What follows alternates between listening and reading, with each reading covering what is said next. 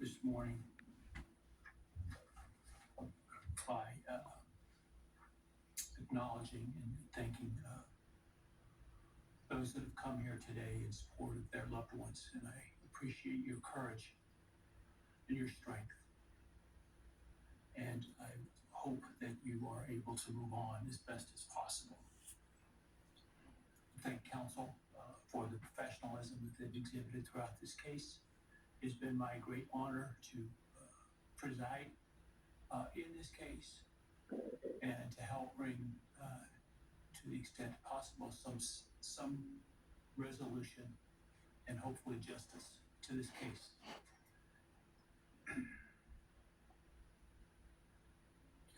During the quiet morning hours of November 13, 2022, a faceless coward breached the tranquility of 6 beautiful young people and senselessly slaughtered them, 4 of them. Who committed this unspeakable evil was unknown for several weeks, but due to the killer's incompetence and outstanding police work by numerous local, state, and federal law enforcement agencies, the person that slithered through that sliding glass door at 1122 King Road now stands before the world and this court unmasked. This unfathomable and senseless act of evil has caused immeasurable pain and loss.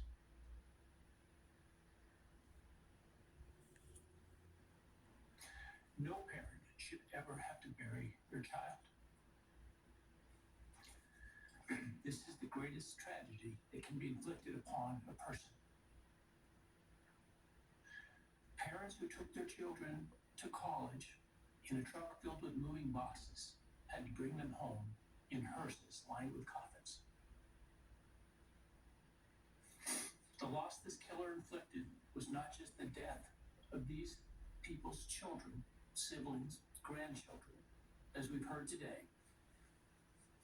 It has ripped a hole in their soul, destroying a special part of their very essence.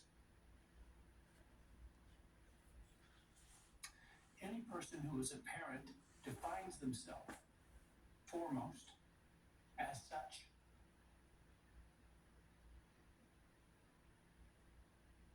It is their existence and purpose of being. And it has been stolen from these parents.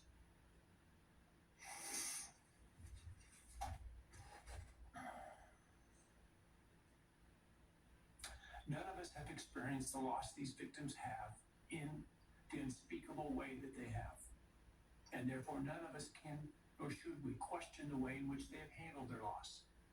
Whether that be in private mourning, removed as far as possible from this media circus, or in front of a camera demanding retribution with the loudest megaphone.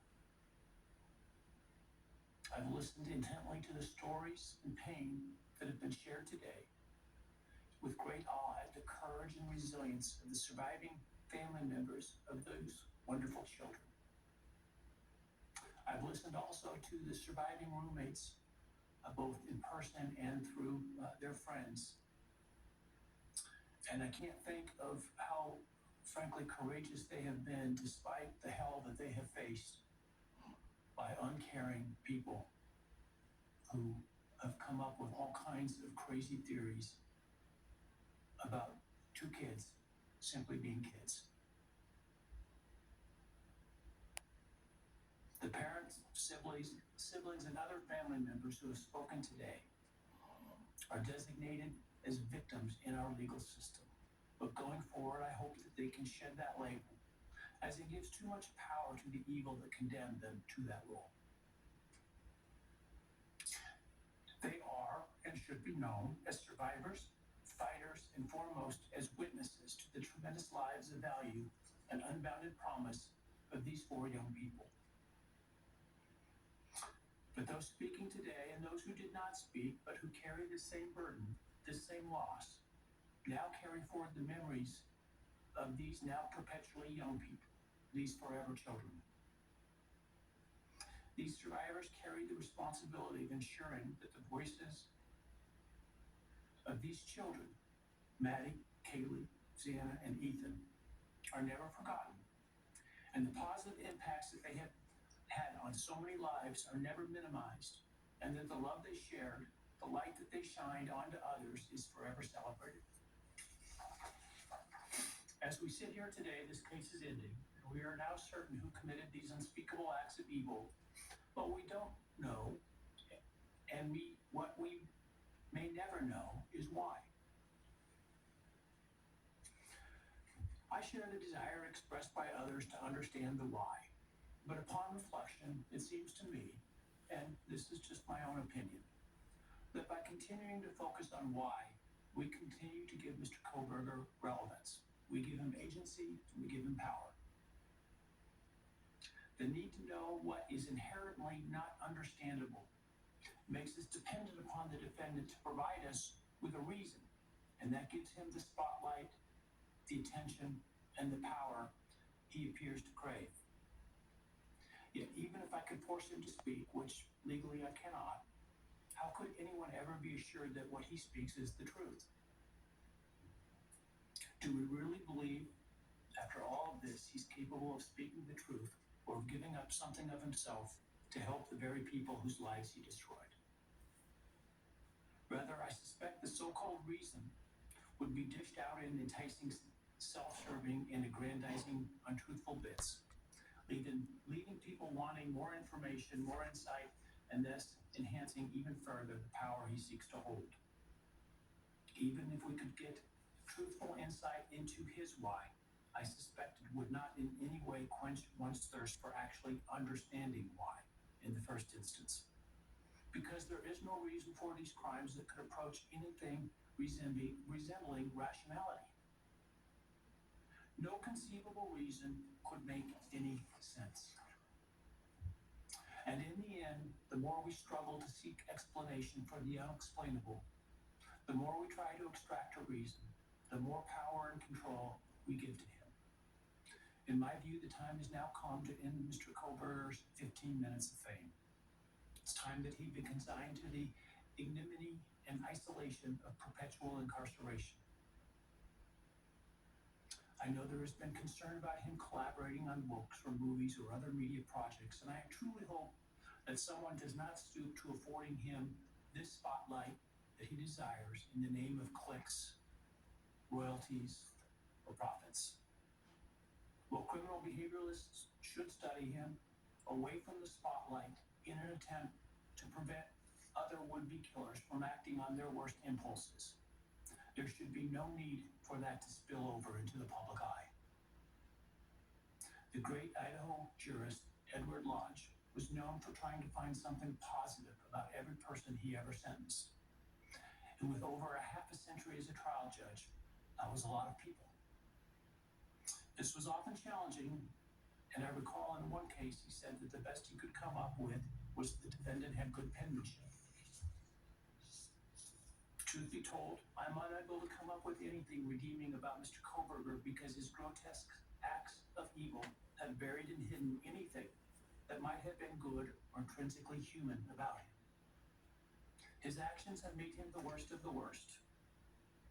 Even in pleading guilty, he's giving nothing hinting of remorse or redemption, nothing suggesting even a recognition or understanding, let alone regret for the pain that he has caused.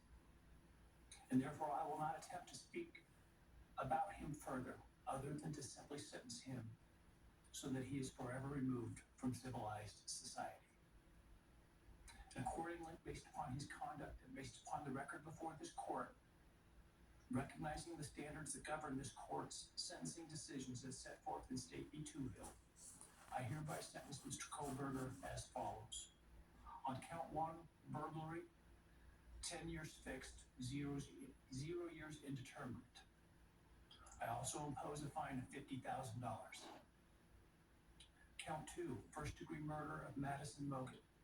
I sentence the defendant to a fixed term of life imprisonment without the possibility of parole, a fine of $50,000, and a civil penalty of $5,000 payable to the family of the victim. On count 3, for first-degree murder of Kaylee Gonzalez, I sentence the defendant to a fixed term of life imprisonment without the possibility of parole, a fine of $50,000 and a civil penalty of $5,000 payable to the victim of the family, or to the family of the victim, pardon me. On count 4, for the first-degree murder of Xana Carnot, I sentenced the defendant to a fixed term of life imprisonment without the possibility of parole, a fine of $50,000, and a civil penalty of $5,000 payable to the family of the victim. On count 5, for the first-degree murder of Ethan Chapin, I sentenced the defendant to a fixed term of life imprisonment without the possibility of parole, a fine of $50,000, and a civil penalty of $5,000 payable to the family of the victim. The sentences on counts 1, 2, 3, 4, and 5 shall run consecutively to one another. Restitution will be left open for 60 days. Defendant will be required to submit a DNA sample and a right thumb print impression to the Department of Corrections and comply with the DNA Database Act. I remand the defendant to the custody of the Idaho State Board of Corrections for to be imprisoned in an appropriate facility in execution of the sentence where he will remain until he dies.